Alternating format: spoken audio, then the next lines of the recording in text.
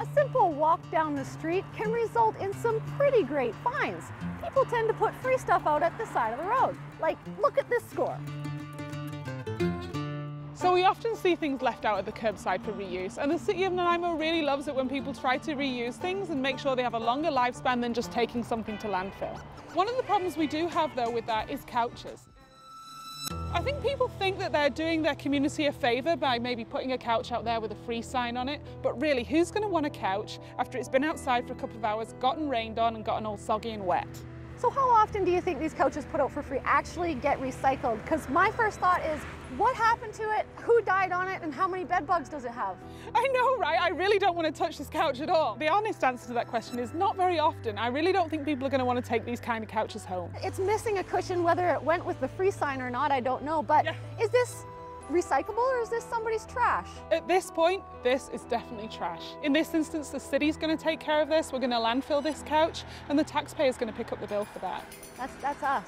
So how big of a problem is this? Well, it's a big problem. Last year, we probably landfilled over 50 couches. Wow, yeah. And that's a big bill for taxpayers. It is a big bill. I have a budget for illegal dumping. It's $20,000 to take care of illegal dumping in the city of Nanaimo. I would say we're dealing with illegal dumping on a weekly basis, you know, like 2 or 3 times a week, and it's growing. So here's another example of the kind of thing that we're finding that's getting dumped to the side of the road.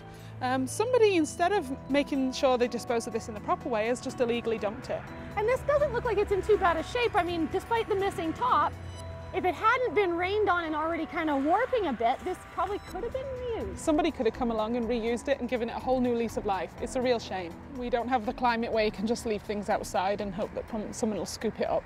And there is proper ways of recycling. In fact, once a year, people are actually encouraged to put stuff out on the curbside. Absolutely right. So we have the citywide swap meet that's called Reuse Rendezvous, and it takes place in April. And people are encouraged to put things out that they no longer need, that's still usable, at the curbside, and people can come along and take that home, take what they need and reuse it. But they probably should still keep the couches inside.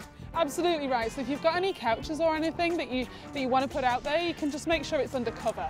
Chances are, by the time the Reuse Rendezvous comes, this beauty will have already been taken away by the city.